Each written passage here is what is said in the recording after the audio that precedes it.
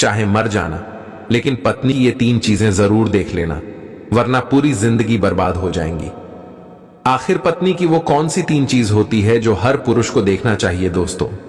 जो पुरुष अपने पत्नी के इन 3 चीजों को देखता है, वह अपने जीवन में कभी भी दुखी, गरीबी और लड़ाई झगड़े नहीं आता है, और उसके घर में सदैव मां लक्ष्मी का वास रहता है, और मां लक्ष्मी की कृपा दृष्टि उनके ऊपर सदैव बनी रहती है। दोस्तों, अगर आप श्री कृष्ण का भक्त हैं तो इस पवित्र कथा का वीडियो अनादर न करें, पूरा जरूर देखें। आधा अधूरा छोड़कर जाने से पाप भी लग सकता है। और लाइक करके कमेंट में जय मां लक्ष्मी अवश्य लिखें। आपके घर में मां लक्ष्मी का हमेशा वास रहेगा। आज की वीडियो में हम बताएंगे कि आखिरकार वह कौन सी 3 चीजें हैं जो हर पुरुष को अपनी पत्नी के देखनी चाहिए। एक बार की बात है, किसी गांव में एक आदमी रहा करता था। वह आदमी अपनी पत्नी से बहुत परेशान था, क्योंकि उसकी पत्नी अपने पति से बात बात पर लड़ाई झगड़ा करती थी। उसके घर में एकदम कंगाली छा गई थी। खाने के लिए घर में ना ही कोई दाने थे, ना ही पीने के लिए पानी, और ना ही पहनने के लिए वस्त्र। दोस्तों, रोज रोज के इस क्लेश से वह पुरुष अपनी पत्नी से परेशान हो गया था। एक दिन की बात है, वह आदमी अपने घर से जंगल की तरफ निकल जाता है। जंगल में जाते जाते उस आदमी को एक साधु से मुलाकात होती है। तब वह आदमी उस साधु के पास बैठ जाता है और वहां पर बैठकर रोने लगता है। दोस्तों, वह साधु उस आदमी को पूछते हैं कि पुत्र, आखिर तुम्हें हुआ क्या है, तुम क्यों रो रहे हो? तब वह आदमी उस साधु को बताता है कि महाराज, मेरे घर में मेरे पत्नी और मेरे 2 छोटे छोटे बच्चे हैं। मेरी पत्नी मेरी कोई भी बात नहीं मानती है, बात बात पर मुझसे लड़ाई झगड़ा करती है, जिसकी वजह से मेरा एक छोटा सा बिजनेस था वह भी बंद हो गया, और अब हम घर में दाने दाने के लिए मोहताज है। हमारे घर में खाने के लिए कुछ भी नहीं है, पीने के लिए पानी नहीं है, और पहनने के लिए वस्त्र नहीं है। लेकिन मैं अपनी पत्नी को समझाता हूं कि लड़ाई झगड़े ना करें, इसके बावजूद भी वह घर में रोज लड़ाई झगड़ा करती है। इस वजह से मैं बहुत दुखी हूं और बहुत परेशान हूं, इसलिए मैं घर छोड़कर आपकी शरण में आया हूं।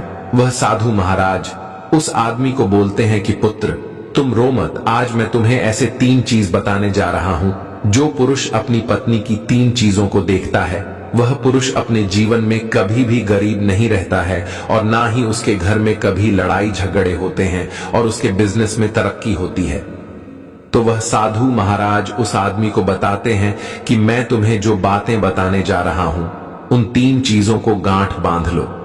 तब वह आदमी उस साधु महाराज की बातें बहुत गौर से सुनता है, और साधु महाराज से बोलता है कि प्रभु, आप मुझे जल्द से जल्द बताइए, वह कौन से 3 चीज है जो हर पुरुष को अपने पत्नी की देखनी चाहिए।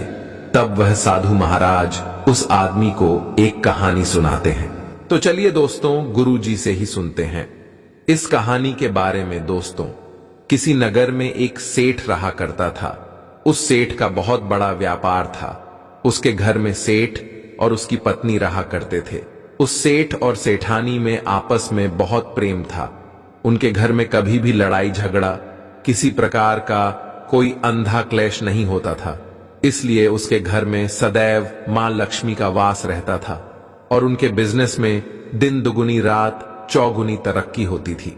उन सेठ सेठानी में इतना प्रेम था कि आसपास के लोग उनके इस प्रेम को देखकर जल जाया करते थे।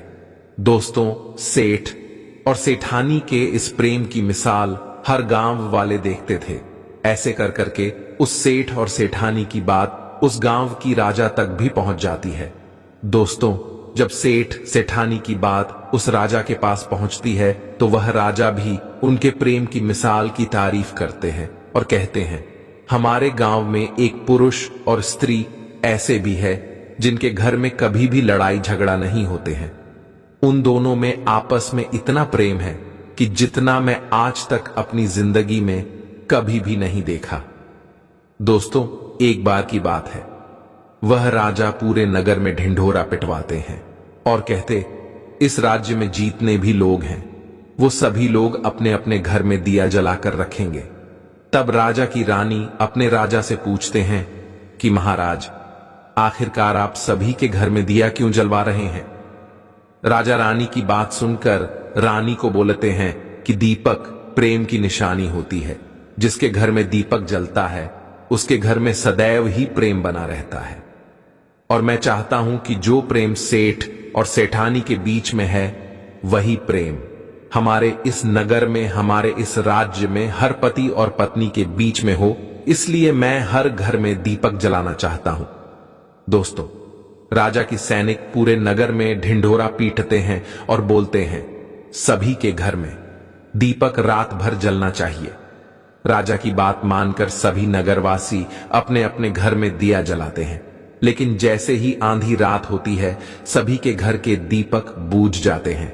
लेकिन उस सेठ और सेठानी के घर की दीपक कभी भी नहीं बुझती है, क्योंकि दीपक प्रेम की निशानी होती है। और जो सेठानी थी वह अपने घर की दीपक को सदैव जलाए रखती थी, जिससे सेठ और सेठानी का प्रेम बरकरार रहे। लेकिन जो सेठानी थी वह अपनी मनमानी काम करती थी। उसका जो मन करता था वह वही काम करती थी। लेकिन सेठ को इस बात से कभी भी कोई दिक्कत नहीं होती थी, क्योंकि सेठ बहुत समझदार था। वह सोचता था कि यदि मैं अपनी पत्नी को रोक टोक करूंगा तो घर में बेवजह ही लड़ाई झगड़ा होंगे। इसीलिए सेठ सेठानी की कई चीजों को और कई बातों को अनदेखा करता था। वह सेठ इसलिए अनदेखा करता था ताकि पति पत्नी में वह प्रेम और व्यवहार बना रहे। एक दिन की बात है, राजा और रानी अपने छत के ऊपर खड़े होकर अपने नगर का नजारा देख रहे थे। और वह राजा और रानी देखते हैं कि उनके पूरे राज्य में अंधेरा था, लेकिन सिर्फ एक सेठ और सेठानी का ही गांव का घर था जहां दीपक जल रहा था। तब राजा रानी से बोलता है कि देखो, सेठ और सेठानी में कितना प्रेम है। सभी के घरों का दीपक बुझ गया है, लेकिन सेठ और सेठानी के घर का दीपक अभी भी जल रहा है। इसका मतलब यह है कि सेठ और सेठानी में बहुत ही ज्यादा प्रेम है। तब रानी अपनी राजा से बोलती है कि महाराज, सेठ और सेठानी में जो भी प्रेम है वह इसलिए है क्योंकि सेठानी समझदार है, इसलिए सेठ के घर में प्रेम है। जब राजा रानी की बात सुनता है तब राजा बोलता है कि नहीं महारानी, यहां पर सेठ ज्यादा समझदार है, इसलिए उनके घर में कभी भी लड़ाई झगड़ा नहीं होती है। दोस्तों, रानी बोलती है कि सेठानी समझदार है। राजा बोलते हैं कि नहीं, सेठ समझदार है। दोस्तों, सेठ और सेठानी की बात को लेकर राजा और रानी में बहस होने लगा। तब राजा बोलता है कि देखो, हमें बहस करने की जरूरत नहीं है। क्यों ना हम दोनों उनका एक परीक्षा ले। परीक्षा में जो पास होगा वही समझदार होगा। राजा और रानी अपने बात से सहमत हो गए और उन दोनों की परीक्षा के लिए तैयार हो जाती है। दोस्तों, तब राजा अपने महल में जाता है और अपनी दासी को बुलाता है और वह अपने दासी से बोलता है, उस सेठ के पास जाओ और जो जो प्रश्न मैं तुमसे बोल रहा हूं वह तुम सेठ को बोलना। वह दासी बोलती है, ठीक है महाराज। फिर वह दासी राजा की बात सुनकर सेठ के पास जाती है। उसी समय ही सेठ की पत्नी बाजार गई थी कुछ सामान लेने के लिए। दोस्तों, तो वह राजा की दासी सेठ से बोलती है कि सेठ जी, मैं राजमहल से आई हूं, राजा साहब ने मुझे भेजा है। दोस्तों, वह सेठ उस दासी को बोलता है कि बताइए, मैं आपकी क्या सेवा कर सकता हूं? आप बैठिए, मैं आपके लिए पानी लेकर आता हूं। तब वह दासी सेठ से बोलती है, नहीं सेठ जी, मैं राजा की दासी हूं, बस आपके पास राजा के समाचार लेकर आई हूं। दोस्तों, तब वह सेठ बोलता है कि ठीक है दासी, आप मुझे बताइए राजा साहब ने क्या समाचार भेजा है मेरे लिए। तो दोस्तों, वो दासी सेठ से बोलते हैं कि सेठ जी, राजा साहब ने मुझे ये बोले हैं, यदि तुम अपनी पत्नी को छोड़ देते हो तो वह तुम्हें खूब सारे हीरे और जवाहर देंगे, तुम्हें राजमहल में एक अच्छे पोस्ट पर नौकरी भी देंगे। लेकिन सेठ राजी नहीं हुए। दूसरी बात, रानी ने राजा से बोला था कि नहीं, सेठ समझदार नहीं है, सेठानी समझदार है। दोस्तों, सेठ और सेठानी की बातों को लेकर राजा और रानी में फिर से कहासुनी होने लगी। तब रानी राजा से बोलती है कि तुमने सेठ की परीक्षा ली है, मैं भी सेठानी की परीक्षा लेना चाहती हूं, तब इससे बात क्लियर हो जाएगा कि सेठ और सेठानी में कौन ज्यादा समझदार है। तो वह राजा रानी को आदेश देता है, तुम भी एक बार सेठानी की परीक्षा ले लो। तब रानी अपने राजमहल से एक दास को उस सेठानी के पास भेज दिया और अपने दास से बोलती है कि जो मैं तुम्हें बोल रही हूं ये सारी चीजें जाकर उस सेठानी को बोलना। तब राजा का दास उस सेठानी के पास जाता है। इधर से सेठ अपने काम के सिलसिले में कहीं बाहर गया हुआ था। घर पर सेठानी ही अकेली थी। दास मौका देखकर उस सेठानी के पास पहुंचता है और सेठानी से बोलता है कि सेठानी जी, मैं राजमहल से आया हूं, मुझे रानी साहिबा ने भेजा है। दोस्तों, तब वह सेठनी बोलती है, ठीक है, बताइए किस लिए तुम्हें रानी साहब मेरे पास भेजा है। तब वह दास सेठानी से बोलता है कि रानी साहिबा ने बोला है कि यदि तुम अपने पति को छोड़ दोगी तो वह बहुत सारे हीरे जवाहरात देंगे, और अगर तुम अपने पति को मार दोगी तो वह तुम्हें अपने राज्य का आधा हिस्सा दे देंगे। दो बात सुनकर सेठानी तैयार हो जाती है और कहती है, ठीक है, यदि रानी साहिबा अपने राज्य की आधा हिस्सा मुझे देंगी तो मैं अपने पति को मार दूंगी। तब उस राजा का दास उस सेठानी से बोलता है कि मुझे कैसे पता चलेगा कि तुमने सेठ जी को मार दिया है। तब सेठानी राजा के दास से बोलती है कि मेरे घर में जो दीपक जल रहा है वह तुम्हें दिख रहा है। तब दास बोला, हां दिख रहा है। तब सेठानी उस राजा के दास से बोलती है कि जब मैं अपने पति को मार दूंगी तो मैं ये दिया बुझा दूंगी, तो तुम्हें पता चल जाएगा कि मैं अपने पति को मार दिया है। अब वह दास सेठानी की बात सुनकर राजमहल को वापस लौट जाता है और राजा और रानी से ये सारी बात बताता है। सेठानी की बात सुनकर रानी बहुत अचंभित हो जाती है और रानी को स्त्री जाति से नफरत होने लगती है। तब वह राजा अपने सारे दास दासियों के साथ सारे सैनिकों को बुलाता है और बोलता है, देखो, मैं यह नहीं चाहता हूं कि राजा और रानी के वजह से किसी निर्दोष की जान जाए। तुम ऐसा करो, उस सेठानी के घर जाओ और उस सेठ को सारी बातें बता दो और उस सेठ को बचा लो। दोस्तों, इधर दास और दासी सेठानी के घर पर जाते हैं और सोचते हैं कि सेठानी तो सेठ को रात में मारेगी और दिया भी बुझाएगी। इससे पहले ही हम सेठानी के घर में हमला बोल देते हैं। दोस्तों, इधर रात भी नहीं हुई थी, शाम का समय था और जैसे ही राजा के सैनिक सेठानी के घर पर धावा बोलते हैं तो देखते हैं कि सेठ पहले से ही मरा हुआ है।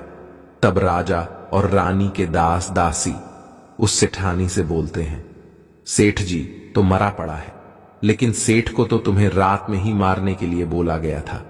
तब वह सेठनी उस दास और दासी से बोलती है कि सेठ को तो मुझे मारना ही था, रात में तो मुझे दिया बुझाना था, इसलिए सेठ को तो मैंने दिन में ही जहर देकर मार दिया है। अब मेरा काम है सिर्फ दिया बुझने का। वह सैनिक उल्टे पांव उस सेठ के घर से राजा के दरबार में भागे जाते हैं और राजा को सारी बातें बताते हैं। राजा क्रोध से आग बबूला हो जाता है और उसको स्त्रियों से घृणा होने लगती है और वह अपने सैनिकों को भेजता है कि उस सेठानी को बंदी बनाकर लाए। तब राजा के सैनिक उस सेठानी को बंदी बनाकर राजा के राज दरबार में पेश करते हैं। दोस्तों, तब वह राजा उस सेठानी को कारावास में डलवा देता है और वह राजा समस्त स्त्री जाति से नफरत करने लगता है। वह साधु इस कहानी को गांव के उस आदमी को सुनाता है। तब साधु उस आदमी से बोलता है, अब तुम्हें समझ में आ गया होगा कि स्त्री की वह कौन सी 3 चीजें हैं जो हर कोई पुरुष को देखना चाहिए। वह आदमी साधु से बोलता है कि महाराज, मुझे अभी भी समझ में नहीं आया, स्त्री की वह कौन सी 3 चीजें हैं जो हर पुरुष को देखना चाहिए। दोस्तों, तब वह साधु उस आदमी को बताते हैं कि हर पुरुष को अपने स्त्री के सबसे पहली चीज ये देखनी चाहिए कि वह कहां पर आ जा रही है। दोस्तों, जो पुरुष अपनी स्त्री की यह चीज देखता है कि पत्नी वहां पर आ रही है, वहां पर जा रही है, तो उसके घर में कभी लड़ाई झगड़ा नहीं होते हैं और वह अपनी पत्नी के ऊपर नियंत्रण कर पाता है। दूसरी चीज है, पुरुष को पत्नी के अंदर ये चीज देखनी चाहिए कि उसकी पत्नी के बोलचाल कैसी है, वह अपने पति की इज्जत कर रही है कि नहीं, अपनी पति की बात मान रही या फिर नहीं। जो स्त्री अपने पुरुष की बात नहीं मानती है, अपने पति की इज्जत नहीं करती है, वह अपने पति के साथ कुछ भी कर सकते हैं। जैसे कि उस सेठानी ने उस सेठ के साथ किया था। इसलिए हर पुरुष को अपनी पत्नी की यह चीज देखनी चाहिए। तीसरी चीज, वह साधु उस आदमी को बताता है कि हर पुरुष को पत्नी के चाल चलन जरूर देखना चाहिए। जो पुरुष अपने पत्नी के चाल चलन देखता है और उसके चाल चलन पर उससे ज्यादा प्रेम नहीं करता है, उसको अपने कंट्रोल में करके रखता है, तो उसके घर में लड़ाई झगड़ा कभी भी नहीं होते। दोस्तों, जो स्त्रियां अपने घर पर मनमानी चलाती हैं और पति की बातों को नहीं मानती है, उनके घर में इस तरीके की मुसीबत आती है। ये 3 बातें वह साधु महाराज उस आदमी को बताता है और फिर वह आदमी इन 3 चीजों को गांठ बांध लेता है और साधु को प्रणाम करके अपने घर पर चला जाता है। दोस्तों, मैं उम्मीद करता हूं आपको इस कहानी से बहुत कुछ सीखने को मिला होगा। दोस्तों, सच्ची श्रद्धा से कमेंट में जरूर लिखें राधे राधे और इस वीडियो को लाइक करें, अपने दोस्तों के साथ शेयर करें और हमें राधे राधे जरूर लिखें, क्योंकि आपके कमेंट से वीडियो बनाने का मोटिवेशन मिलता है।